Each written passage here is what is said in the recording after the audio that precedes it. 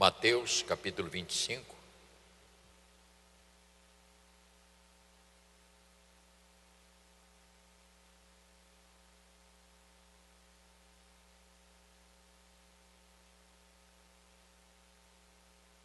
Às vezes nós vamos ler determinados textos e a pessoa às vezes acha muito simples, conhece tudo. Mas na verdade, o grande erro da maior parte é que desprezam esse ensinamento de Jesus e começam a querer falar coisas que nem ele entende ou que os outros disseram. O que está escrito nos evangelhos é a palavra do Senhor Jesus. Estes ensinamentos aqui não é de Rubem, não é de Luiz, não é de Arlindo, não é de nenhum homem, isso aqui é de Jesus. Foi transcrito por homens que andaram com ele. Eu tenho dito, não despreze Mateus, Marcos, Lucas, João, Pedro, Paulo, estes homens, mais Pedro, Tiago, estes homens andaram com o mestre. E quem anda com o mestre tem o que falar, porque aprenderam direto da fonte que era ele. Então nós não podemos ler a Bíblia e achar, não, essa passagem é muito conhecida.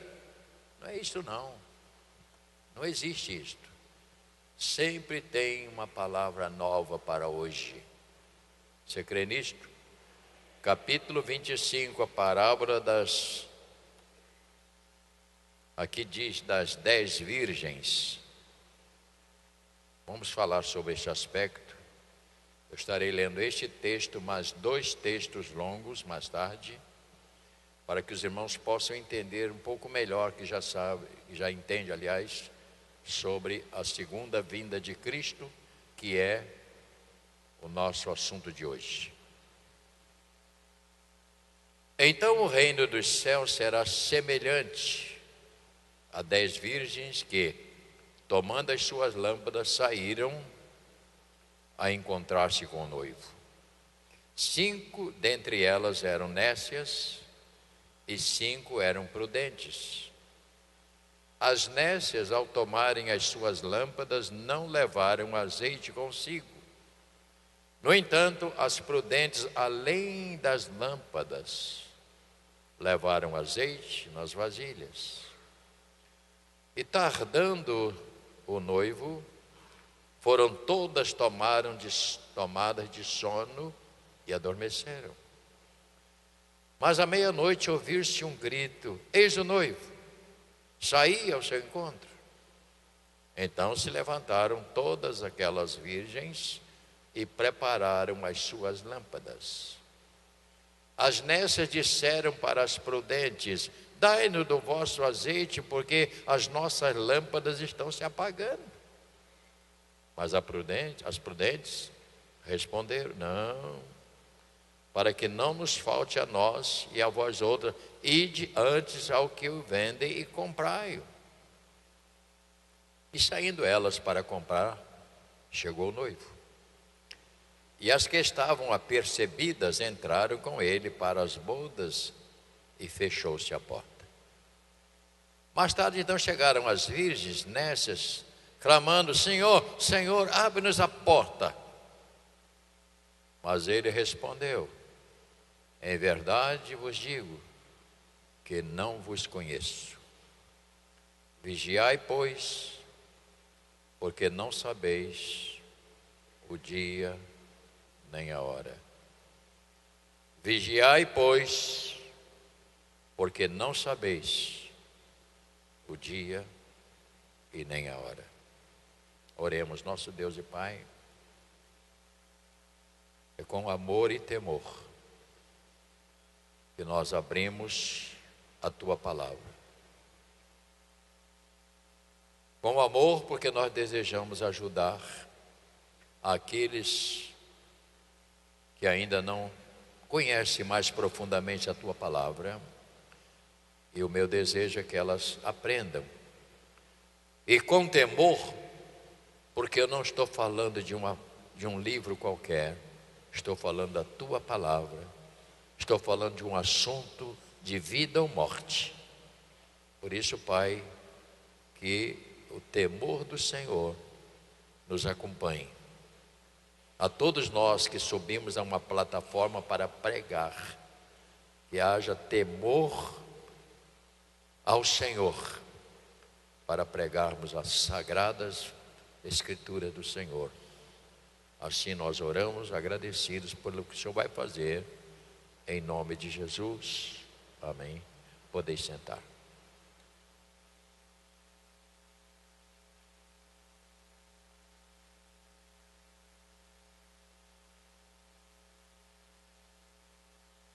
Ao falar sobre a vinda do Senhor,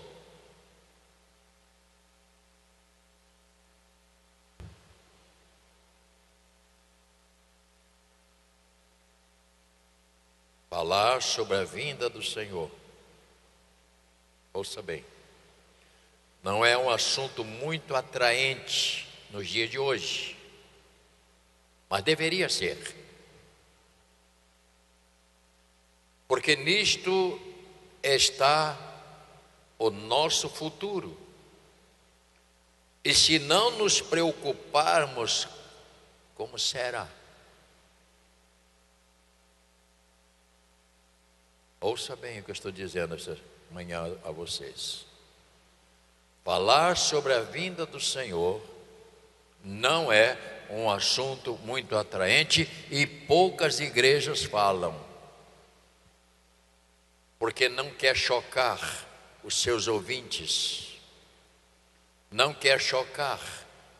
Então é preferível trazer palavras atraentes, bonitas, falando aquilo que não vai acontecer. Pode até acontecer, mas deveria ser, irmãos. Por quê? Porque quando nós falamos da vinda do Senhor, da segunda vinda, nós estamos tratando, irmão, do nosso futuro. E se nós não nos preocuparmos, como será? Se você não se prepara para o dia de amanhã. O que nós fazemos em casa com os nossos filhos? Nós preparamos para o futuro. Daí você dá ensino, você ajuda, orienta, avisa do perigo do mundo. Por que você faz isto? Porque você está visando o futuro deles. E quantos não têm futuro? Porque lhes foi negado, não receberam a orientação e hoje sofrem as consequências de não terem recebido a orientação. Infelizmente, esta é uma verdade. Segundo aspecto, a princípio, este texto parece simples. Por quê? Porque fala de um grupo de jovens, fala de lâmpada, fala de azeite, fala de noivo.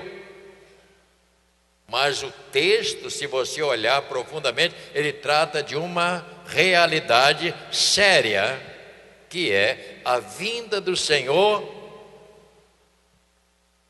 que é para aqueles que se prepararam ou se preparam para esse dia. Então este assunto aqui deveria, no mínimo, chocar. Não é, Robson? Não é? Devia chocar. Irmãos, porque nós estamos falando de algo, nós estamos falando aqui de vida eterna. Nós estamos falando aqui de condenação eterna, que eu vou falar daqui a pouco. Estamos falando aqui de juízo de Deus, que será rígido. Ouça o que eu vou te dizer: Deus será tão rígido quanto amoroso ao nos dar o Evangelho. Ele será rígido com aqueles que negaram e que não querem ouvir. É uma realidade muito séria. Então, se você olhar para esse texto assim, é tão comum as virgens, aí não tinha azeite, não acendeu, isso é comum. Você pensa, mas não pensa dessa maneira, por favor, pense. A vinda do Senhor não será para aventureiros. A vinda do Senhor não será para os dispersos que não querem saber de Deus. Embora ele vai sofrer as consequências da vinda dele, porque os reflexos da vinda do Senhor vai os atingir. Porque a vinda do Senhor, tanto ela vai levar os salvos, como ela vai condenar os perdidos, ou a sentença final, que é a condenação eterna. Então, este assunto deveria, então, realmente nos preocupar, a no mínimo pensar sobre a nossa vida. E eu disse, fiz uma oração pela vida espiritual de cada pessoa. Por quê? Porque se você descuidar da sua vida espiritual, você vira um bagaço. Você vai viver uma pessoa, vai viver uma vida completamente triste. É preciso que a gente entenda que o que nós tratamos aqui na igreja são assuntos sérios. Nós não temos brincadeiras para criança aqui, nem na escola bíblica. Terceiro aspecto, nós cristãos devemos, ouça bem, encarar este texto com a maior seriedade, porque ele fala de uma realidade que, sem dúvida, vai acontecer tanto para os crentes, para os descrentes. É o que estou dizendo. Essa realidade vai acontecer. E o que o Senhor deixou para nós? Ele só deixou para nós uma saída. Ele diz, no último versículo, ele disse: vigiai, porque não sabeis, ainda bem que nós não sabemos. Graças a Deus, porque se nós soubéssemos, iríamos cometer aquele mal de pessoas que deixam para a última hora. Eu também queria fazer a inscrição do CETEB, está anunciado há tanto tempo, mas deixa para a última hora. Já imaginou? Jesus vai voltar tal dia, assim. Então eu posso dar minhas pernadas, depois eu acerto com ele a conta. Graças a Deus que você não sabe o dia nem a hora. E ele disse: a única alternativa é vigiar e orar, para que esse dia não te pegue de surpresa e venha destruir o seu futuro. Portanto, devemos nos preparar para a chegada do Senhor. Isso é muito importante, meus irmãos. E eu tenho me preocupado, e eu sempre sou um homem que me preocupo com a vinda do Senhor, o dia do Senhor. Eu sei que eu não sou um grande pregador, eu sei que eu não sou um teólogo, eu sei que um monte de coisa eu sei que eu não sou, mas uma coisa eu sou uma pessoa cristã e que acredito no que diz a palavra de Deus. Eu creio nisto. A minha vida é isso aqui, eu creio. Isso não me impede de brincar, às vezes brinco, mas isso não quer dizer que eu estou tentando destruir as coisas. Não faço isso. Então este assunto de hoje nos leva a fazer mais duas leituras, uma de orientação, nos mostrando como deve ser a nossa conduta dentro deste mundo.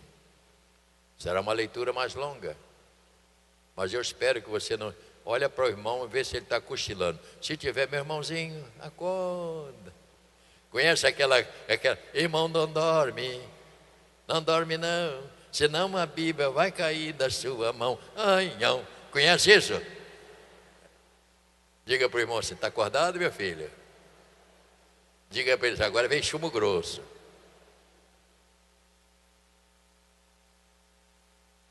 Com isso eu acordo. Está gostando, minha filha?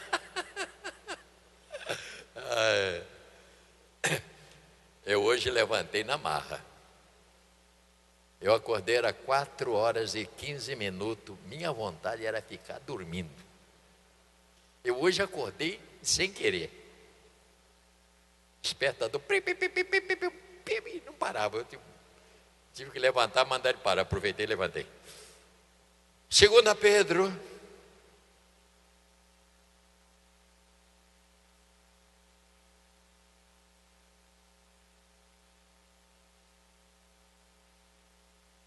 Normalmente eu durmo muito mal nos momentos que antecedem Santa Ceia, domingo, tem que falar. Porque você não descansa.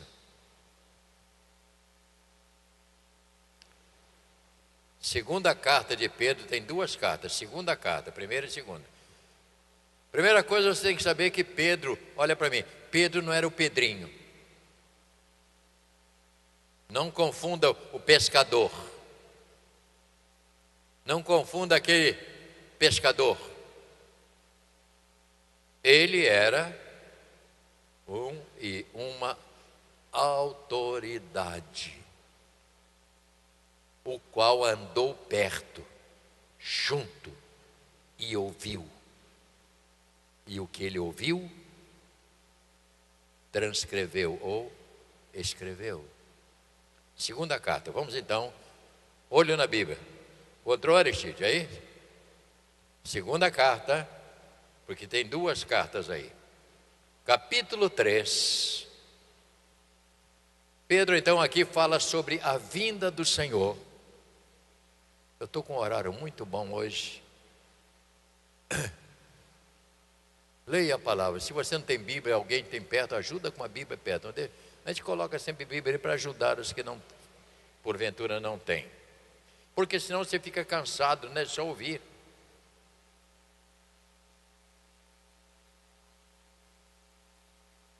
A vinda do Senhor e o seu significado. Diz assim: amados, esta é agora a segunda epístola que vos escrevo, e em ambas eu procuro despertar com lembranças a vossa mente esclarecida,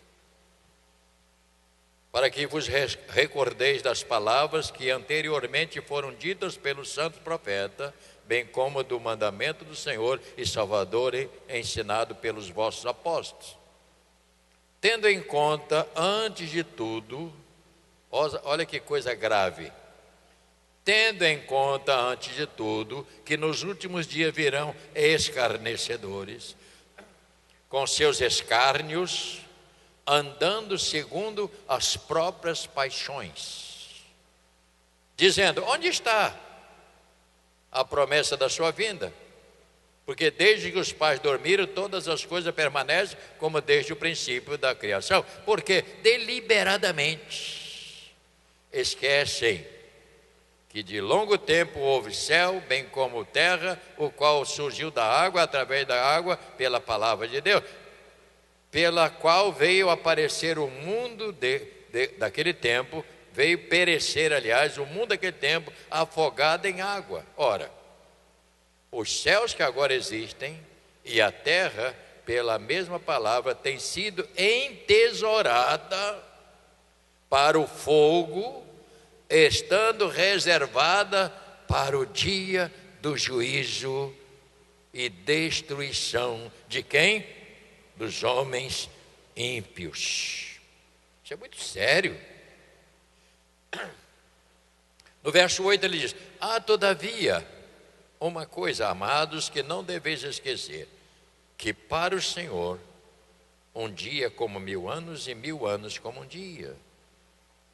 Não retarda o Senhor a sua promessa, como alguns julgam demorada. Pelo contrário, Ele é longânimo para convosco, não querendo que nenhum pereça, senão que todos cheguem ao arrependimento. E aqui nós temos uma resposta para pessoas que dizem que Deus não é bom.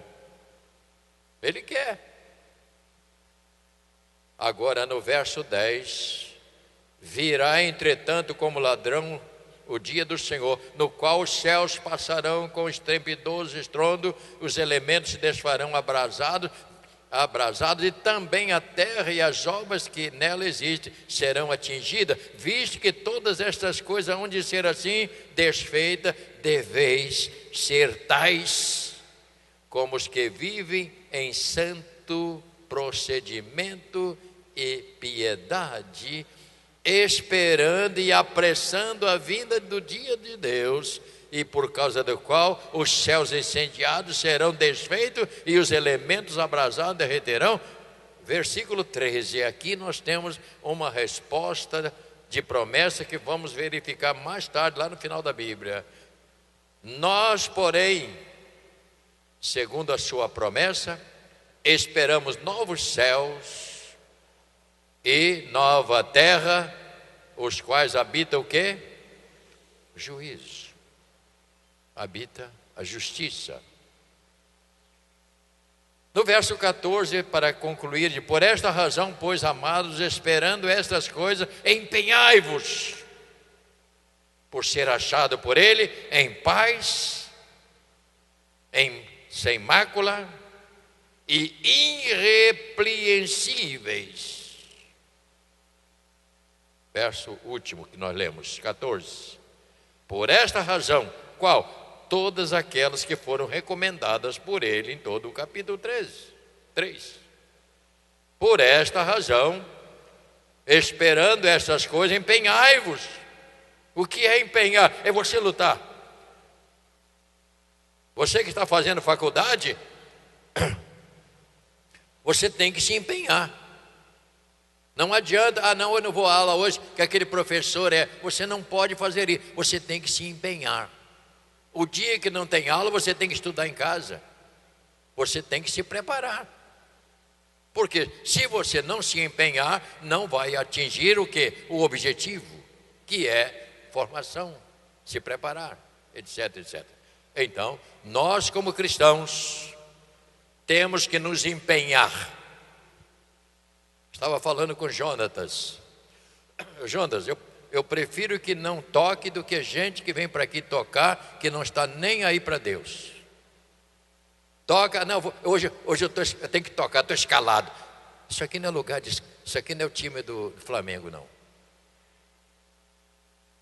Isso aqui é lugar para gente que vem servir a Deus com seus instrumentos.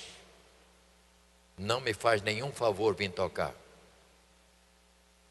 Falo com todas as letras, por quê? Porque nós temos que entender que quem está tocando aqui, tem que ter o mesmo espírito que nós temos aqui na pregação, na palavra. Você tem que estar empenhado. E eu louvo a Deus por vocês, estão de Bíblia na mão aí, graças a Deus. Porque nós estamos trabalhando juntos.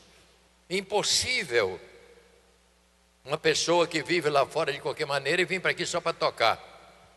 E ele sabe que eu sou muito rígido com isso. Porque nós temos que respeitar e honrar as coisas de Deus. Então eu tenho que me empenhar. Graças a Deus, hoje eu estou com uma hora muito legal. Eu tenho que me empenhar, diz ele. Por esta razão, pois, amados, empenhando-se. Por esta razão, pois, amado, esperando estas coisas, empenhai-vos por ser achado por ele em paz, sem mácula, irrepreensíveis. Ou seja, na vinda do Senhor não tem nada que vai desabonar sua conduta e você entrará pela porta com o Senhor para a glória. Este é um assunto que nós temos que entender e precisamos cada dia falar. E eu fico muito à vontade para falar dessas coisas, porque esta é uma preocupação que nós temos aqui como igreja. Como igreja, nós nos preocupamos. Muitos dizem assim: bispo, mas o bispo não traz cantor evangélico aqui, que se trouxer um cantor evangélico, a igreja vai ficar muito cheia. Não vai ficar cheia, vai ficar inchada. E eu não sou pastor de igreja inchada. Sou pastor de igreja, de homens e mulheres que estão servindo a Deus. Faça sol, faça chuva, não precisa de motivação para vir à igreja. Vem à igreja porque a motivação maior é ser um cristão e temer a Deus. Porque quem vai à igreja para ouvir cantor evangélico, meus pêsame, está adorando a pessoa errada. É preciso a gente falar essas coisas. Certo dia, eu fazia programa de rádio, 4h15, 4h30 da manhã. Alô, gente boa, tudo bem? Tá. E aí, tá saindo para o trabalho, tá? Pegou a marmita? Deixou um dinheirinho para a esposa comprar alguma coisa, depois reclama que ela não fez nada para a janta. E os caras que quase me matavam. O que tem com a minha vida? Mas eu ganhei muito dele para Jesus. Aí um dia, uma pessoa famosa ali me procurou com seu empresário. Fulano disse que quer ir na sua igreja, porque quando o dia que ele for lá, vai botar pelo ladrão. Eu digo: lá não é lugar de ladrão. Esse homem foi tão apagado que nunca mais se viu falar nele. Foi ele que inventou essa moda de cantar de bonezinho virado para trás, de bermudão. Não só morreu, mas fez um monte de vítima, que estão hoje aí destruídas.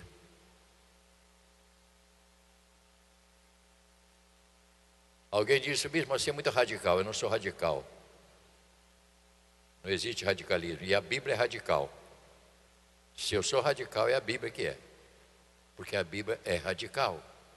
A Bíblia trata pecado como pecado. Ela não trata pecado como uma coisa mansa.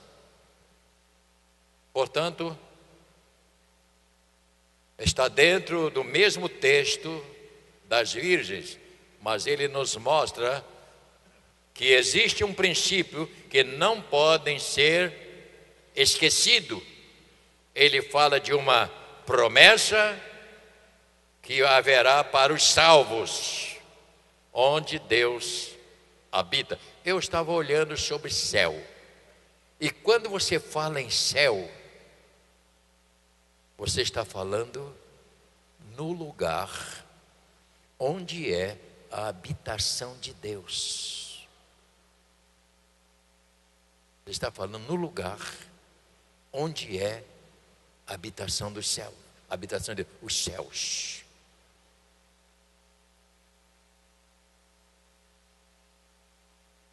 No capítulo 25 de Mateus, voltando para lá, agora nós temos aqui alguma coisa. Ele diz que a única coisa que nós temos que fazer é vigiar, estar atento, porque ele virá. Isto quer me dizer a mim e a você que haverá um juízo. O que é um juízo? Julgamento. O que se espera num julgamento? Absolvição? Senhor de advogado, é isso? Está balançando a cabeça? Absolvição ou condenação? Eu espero que essas leituras tenham pelo menos despertado a você a ler.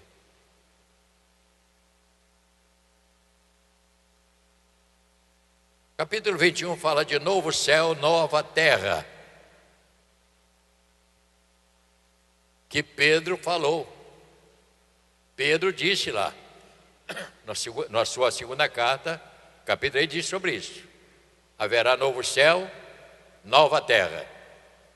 Para quem é esse novo céu, nova terra? Esse novo céu não é para incrédulo. Essa nova terra não é para incrédulo, é para os salvos. Eu espero que você não esteja cochilando, porque você vai. No capítulo 20, está aí aberta a Bíblia, nesse mesmo capítulo, não é isso? Verso de número 11, diz assim: vi um grande trono branco, e aquele que nele se assenta, de cuja presença fugiram a terra e o céu, não achou lugar para ele. Vi também os mortos, os grandes e os pequenos, posto em pé diante do trono. Então se abriram livros, ainda outro livro se abriu, o livro da vida foi aberto. E os mortos foram julgados segundo as suas obras, conforme o que se achava escrito no livro. Há pessoas que não gostam de ouvir. Quando você aceita Cristo como Senhor e Salvador, ouça o que eu vou dizer: seu nome está escrito no livro da vida para a salvação. Você poderá ter alguns obstáculos, que é, se você fizer qualquer coisa, vai ser julgado. Então diz assim: deu o mar os mortos. Agora é para você entender, aquelas pessoas que morrem afogadas. Deu o mar os mortos que nele estavam, a morte e o além entregaram os seus mortos que nele estavam, e foram julgados um por um, segundo as suas obras. Versículo 14: então a morte e o inferno foram lançados para dentro do lago de fogo. Esta é a segunda morte, o lago de fogo. E se alguém, aqui está, olha que coisa séria, olha que coisa séria. E se alguém não foi achado inscrito no livro da vida, o que aconteceu com ele? Esse foi lançado para dentro do lago de fogo. Se uma pessoa não aceita Cristo como Senhor e Salvador, o seu nome não está lá. E se não está lá, tem que estar em outro lugar. E a Bíblia diz que é inferno. No capítulo 21 agora, me permita ler com você. Eu espero não estar cansando você, mas pelo menos eu estou tentando alertar. Capítulo 21. Estamos falando aqui de uma visão de João na ilha de Pátimo, quando ele foi jogado ali para morrer, porque naquele tempo não podiam matar uma pessoa de mais de 80 anos. E por João ter mais de 80 anos, ele foi levado para a ilha de Pátimo, que era lugar de mármores. Já viu falar no mármore Carrara italiano? Era lá. E os presos trabalhavam nestas minas.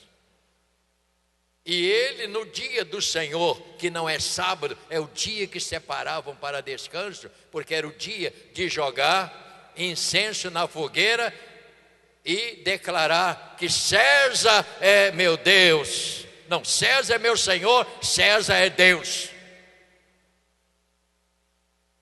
É lá. E João estava lá, 80 anos recolhido. E neste dia o Senhor aparece para ele e nos mostra todo o plano, dá para ele o espelho dos acontecimentos. Leia: vi novo céu, nova terra, pois o primeiro céu, olha que coisa fantástica,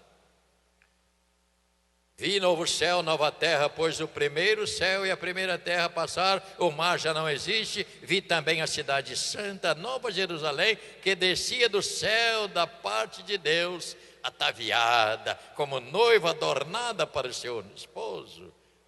Então ouvi grande voz vinda do trono, dizendo: eis o tabernáculo de Deus com os homens, Deus habitará com eles, eles serão povos de Deus, e Deus mesmo estará com eles. Aleluia! Olha que bênção, verso 4. E lhes enxugará dos olhos toda lágrima, a morte já não existirá, já não haverá luto, nem pranto, nem dor, porque as primeiras coisas passaram. E aquele que está sentado no trono disse: eis que faço nova todas as coisas. E acrescentou: escreve, porque essas palavras são fiéis e verdadeiras. Disse-me ainda: tudo está feito. Eu sou o alfa, o ômega, o princípio e o fim. E a quem tem sede, darei de graça da fonte da água da vida. E os vencedores, aleluia, os vencedores herdará estas coisas, e eu lhes serei Deus, e ele me serão filhos. Oh Deus eterno, oh Deus eterno, estou falando para a tua igreja, Senhor. Eu estou falando para o povo do Senhor. Eu estou dizendo, alertando o teu povo, Pai. Aleluia. Eu estou alertando, ó Pai. Oh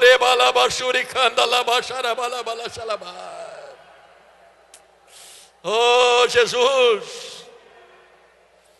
Oh Jesus. Oh Jesus. Oh Senhor, acorda, irmãos, irmãos, acorda, não descuide da sua vida,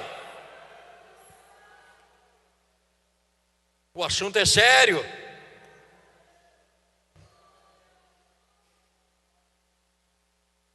Quer completar a leitura? Vamos. Aqui tem o resultado. Verso 8. Quanto, porém, aos covardes, aos incrédulos, aos abomináveis, aos assassinos, aos impuros, aos feiticeiros, aos idólatras e a todos os mentirosos, a parte que lhes cabe será no lago que arde com fogo e enxofre, a saber, a segunda morte. E acabou. Fechou. Acabou.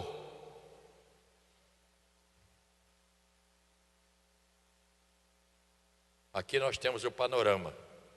Onde nós iremos habitar? Em Jesus. Nós iremos habitar em Jesus, em Deus, pois a mensagem de Deus em Jesus foi salvar os que creem. Nosso destino final é habitar com Deus por toda a eternidade e vivermos para sempre com o Senhor. E a igreja que concorda, diga amém. Ao salvo, diga amém. Aplauda ao Senhor em nome de Jesus. Oh Espírito de Deus, oh Espírito Santo,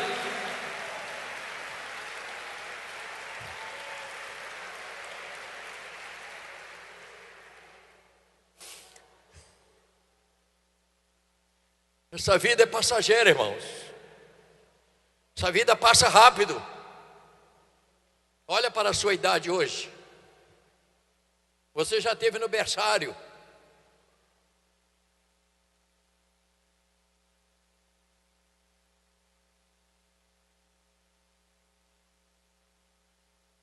Glória a Deus. Bendito seja Deus.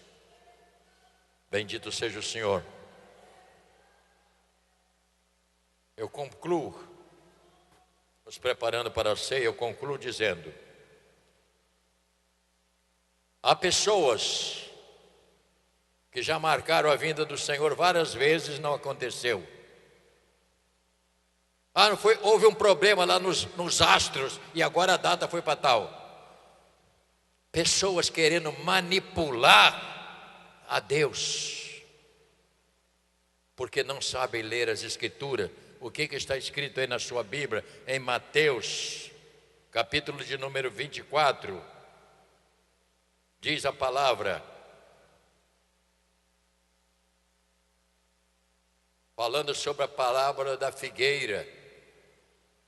Nós sabemos quando vai brotar, daqui a pouco vai sair as flores e vem o fruto. Nós sabemos. Ele diz assim, verso de número 35 e 36. Vamos ficar de pé, irmão? Vamos de Bíblia na mão? E assim você também desperta, estica as pernas um bocadinho aí, né? Aleluia! Oh, que bom que o bispo me ajudou. Ninguém vai no banheiro porque aqui não tem velho, graças a Deus. Só tem gente nova em Cristo. Capítulo 24, versículo 35. Vamos gravar esses dois versículos juntos. Passará o céu, porém as minhas palavras não passarão. Mas a respeito daquele dia e hora, ninguém sabe. Nem os anjos nos céus, nem o Filho, senão o Pai. Aleluia! Ninguém sabe o dia do Senhor, mas nós cantamos, Ele virá. Glória a Deus. Virá para quem?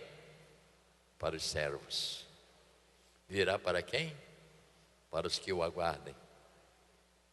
Por isso, meu irmão querido, ao celebrarmos a ceia, nós estamos celebrando algo muito mais do que pão e vinho. Estamos celebrando a vida de Jesus aqui em terra, quando esteve conosco e nos deixou estes elementos para agora. Então eu queria convidá-los, pastores, lá em cima, pastor Otávio com a equipe, nossos irmãos que vão nos ajudar, os músicos, por gentileza.